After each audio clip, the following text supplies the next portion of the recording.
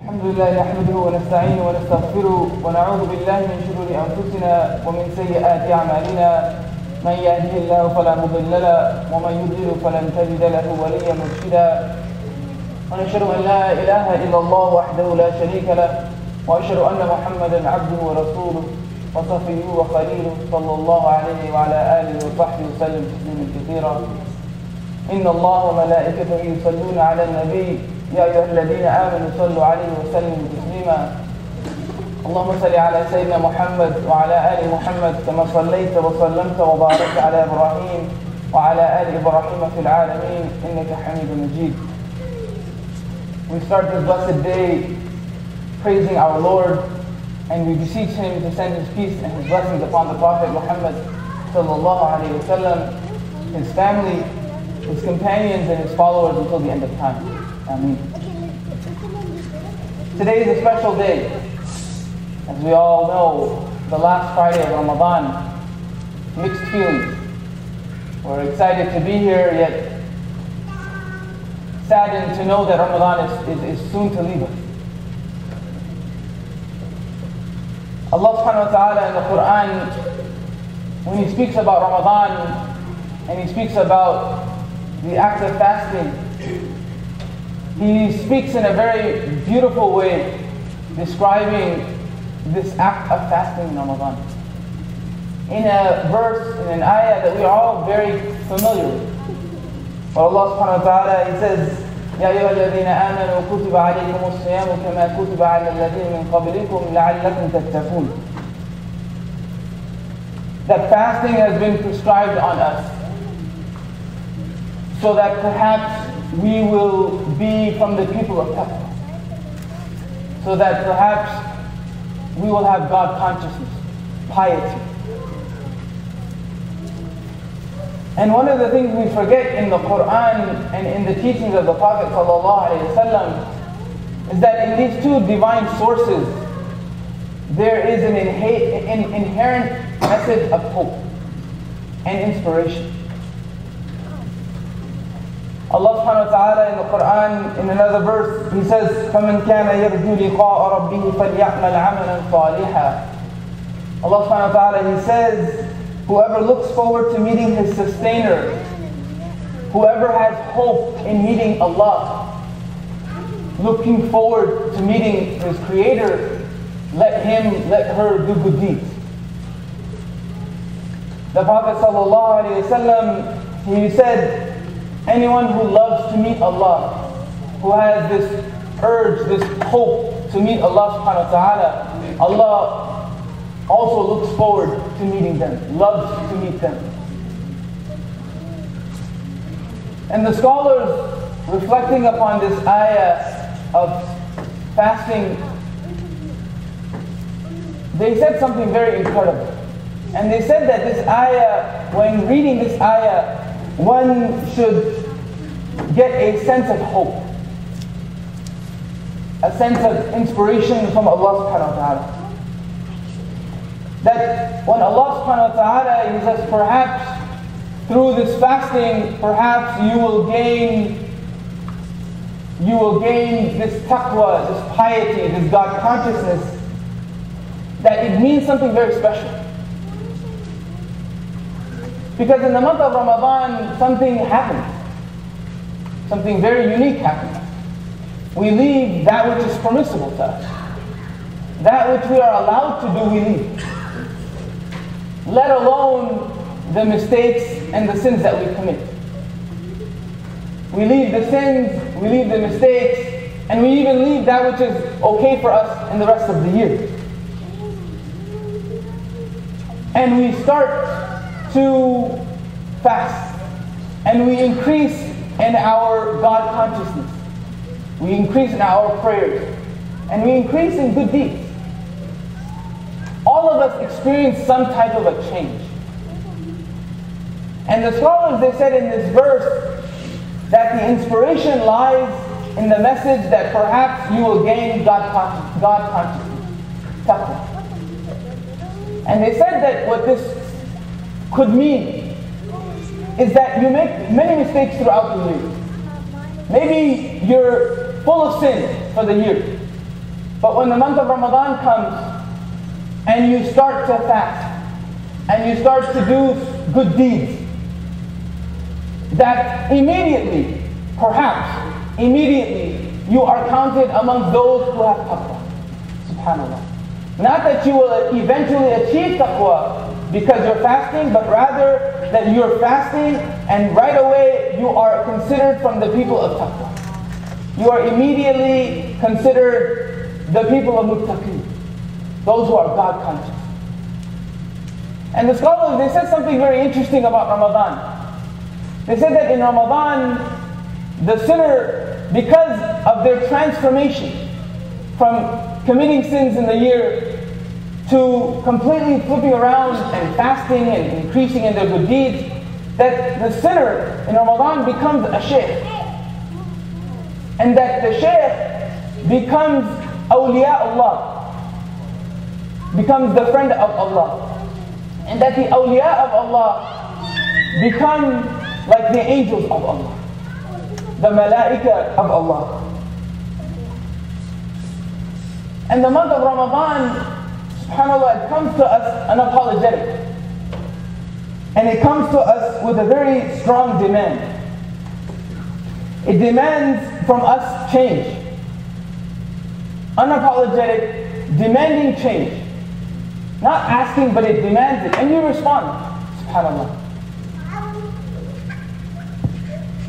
And this change, it comes and it shakes us. This change, it comes and it moves us. It moves us to do things that we normally don't do. Imagine fasting 29 days. We've already done 22 days. SubhanAllah. It pushes you. It demands from you something that you couldn't do any other time, or you don't do other times. So in this verse, Allah subhanahu wa ta'ala, He uses the word siyam to explain fasting. Something very interesting about the word siyam is that before Islam and before the Prophet ﷺ, in poetry, the Arabs used to use the word siyam to mean stop, to mean to pause for a minute. So essentially in Ramadan, we are pausing, we are stopping. And we're taking a moment to audit our souls, to audit ourselves. As Umar bin Khattab radiallahu anh, he said that audit yourself in this life before you are audited by your Creator in the hereafter. So we take this opportunity to stop, to reflect, to pause, and to increase in our good deeds. And perhaps we are amongst the pious because of this, from day one. And in these last days of Ramadan, through this change, through this inspiration, there are 2 points that I want to share with you in respect to change. In respect to this change that we all have experienced in these last 23 days of Ramadan. And inshallah that we will continue to experience for the remainder days of Ramadan. The first point about change is that our community oftentimes, it looks at change as not having to do with us as a community. That change is something that is individual, that I experience on my own personally. However, all of us collectively benefit from change. The change of one individual impacts the change of others, impacts the environment that he or she lives in. So the change is not individual, although it appears and it seems and it feels individual. It's collective as much as it is individual. And Allah subhanahu wa ta'ala, He speaks of this. And the Prophet ﷺ does as well. Allah subhanahu wa ta'ala in the Quran, He says, أعوذ بالله من الشيطان الرجيم قال رجلان من الذين يخافون أنعم الله عليهم ادخلوا عليهم الباب. Allah subhanahu wa ta'ala, He speaks about Musa alayhi salam and Bani Israel when He tells them to enter into the city. And the community, Bani Israel, they are paralyzed by their fear and they don't want to. They don't want to move forward. And then Allah subhanahu wa ta'ala, He says in this verse that said two men, two people who had taqwa in Allah, who feared Allah, and who had the favor of Allah, they said, enter, and we will be successful. And they, through that change, through their taqwa, they take their community with them. They bring that change, impact the entire Bani Israel, and they enter. Showing the impact of change is not individual only, but it spreads around our community. It spreads in our environment. In another verse, Allah subhanahu wa ta'ala, He says, وَالَّذِينَ آمَنُوا وَاتَّبَعَتْهُمْ ذُرِّيَّتُهُمْ بِإِيمَانٍ أَلْحَقْنَا بِهِمْ ذُرِّيَّتَهُمْ. Allah subhanahu wa ta'ala, He speaks about believers. And He says the believers and their descendants who follow in their faith. Allah subhanahu wa ta'ala doesn't say the believers and their descendants who are believers. He says believers and their descendants who follow them in their faith. Does not give them the same level. And then Allah subhanahu wa ta'ala, He says, we will join them together. We will join the believer with their descendants together. Speaking about Jannah. And they will ask Allah, how is that possible? I see my descendants with me and I know that they haven't been as righteous as they should have. And they responded that because you changed, because you had taqwa, Allah subhanahu wa ta'ala elevated them to your state. Your change impacted others. Directly stated by Allah subhanahu wa ta'ala. So the change that we experience in this month of Ramadan, it's not a change that only we impact ourselves with, but it's a change we impact others. We impact our family, we impact our friends, and we impact this community. And believe it or not, you have changed. Some of us may be sitting and thinking, well, I didn't do much. I didn't do as much as I wanted to. Or I really didn't do anything. But you fasted and you don't fast. Or you opened up the Quran and you read a page when you haven't opened it up for the entire year. Or you went to the masjid and you prayed 2 rak'ah of Tarawih when you never go to the masjid. Or you prayed 5 times a day. Or you prayed 5 times in one day when you never prayed 5 times. We changed. Don't belittle yourself. Everyone did something. And that's the barakah of Ramadan. And this change that we have experienced, it's not just for us, it's for everyone. The second point about change is that in the month of Ramadan, people tend to think that there is only one way to achieve this taqwa, to achieve this piety. And that is to become like an abid in the masjid, to become a worshipper in the masjid. However, in the Quran, Allah subhanahu wa ta'ala, when He speaks about taqwa, when He speaks about God consciousness, piety, He speaks about taqwa in 22 different contexts, giving us the breadth of what taqwa really means.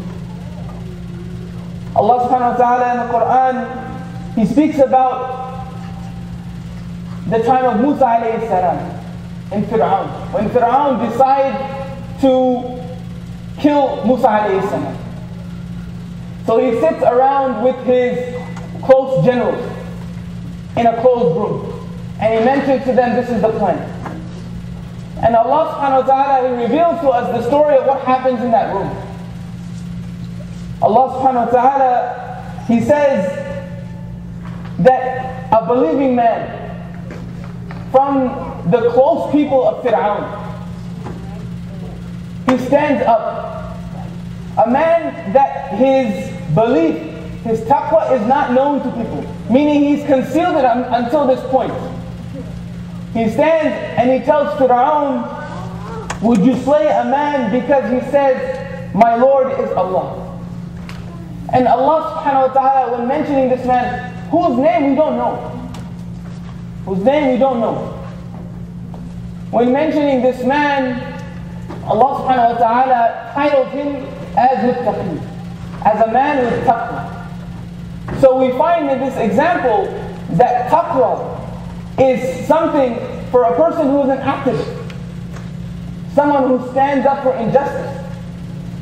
Someone who stands up as an activist to promote justice, equality in his community, regardless of what's going to happen to him. And that story is very incredible, subhanAllah. In another example, Allah subhanahu wa ta'ala, He speaks of taqwa. He says, وَجَاءَ مِنْ أَقْصَى الْمَدِينَةِ رَجُلٌ يَسْعَى قَالَ يَا قَوْمِ اتَّبِعُوا الْمُرْسَلِينَ. When the people in the city were not believing their messengers, Allah subhanahu wa ta'ala says, a man, he comes running from the outskirts of the city. He comes running to his people. And the word that's used in the Arabic for running is like he was running fast. Really fast. And he comes to them and he says, oh my people, follow the messenger. So this man is considered a community organizer. And later on in these verses, Allah subhanahu wa ta'ala, He mentions these people, this person, as a person of taqwa, as a person of God consciousness, a person of piety. So, achieving taqwa is not necessarily only gained through the strict definition of ibadah, of being a worshipper in the house of Allah subhanahu wa ta'ala. As mentioned in the Quran, there are 22 different ways that we find people gaining taqwa, God consciousness in Allah subhanahu wa ta'ala through different actions. And the best example of this taqwa is in the example of the grandson of Ali radiallahu anhu. The grandson of Ali, Zayd al-Abidin, after he passes away, there's an immediate increase of the need for zakah in the community. A 10% to 12% increase for zakah. So the government is concerned, wondering why, how this happened. And so they dig into it and they find out a direct correlation between the need rising for zakah and the death of Zayd al-Abidin radiallahu anhu. And they find that during his life, he was taking care of people through different institutional works. They find that he was providing jobs to people. They find that he was providing support to people and giving even money to people. And that after his death, this was the result. A man, a person of taqwa, contributing to society, building society, improving society, being considered a person with taqwa. Not only worshipping Allah subhanahu wa ta'ala in the strict sense, but doing so much more. So with this change, we find that our change impacts others. And we find that this taqwa that we gain through fasting, through taking this pause out in this month of Ramadan, is not simply achieved through only direct worship, but many other acts as well. أقول قولي هذا وأستغفر الله ولكم فاستغفروه إنه هو الغفور الرحيم.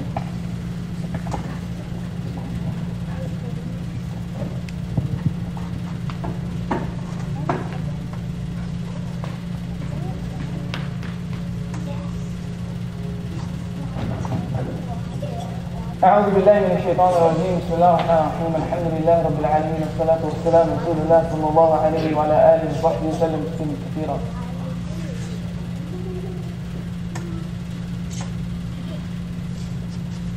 We've all experienced change. We've all done something extra in this month of Ramadan.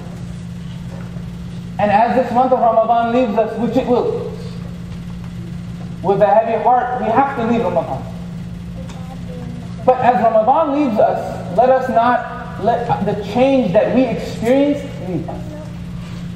Whatever that change is, don't let that change escape you. Because that change, don't underestimate it. That change, it not only impacts you, it impacts those close to you. It impacts your friends. And it impacts your community.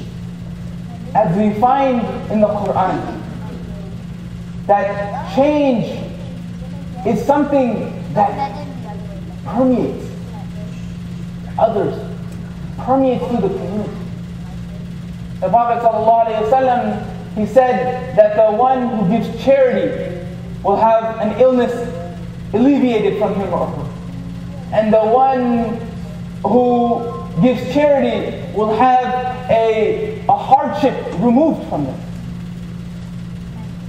And the scholars, they said this is also applicable to the community as a whole. That when we change, when we improve ourselves, when we give in charity, that Allah subhanahu wa ta'ala protects us as a community as well. That the change of an individual impacts us. So we shouldn't underestimate it. And we should continue that change, insha'Allah, throughout the rest of the year until next Ramadan, insha'Allah. And taqwa isn't simply worship. So after Ramadan, the masajid will become quieter than Ramadan. There will be days where it may be mostly empty. But that doesn't mean that taqwa we have achieved and continue to achieve is lost.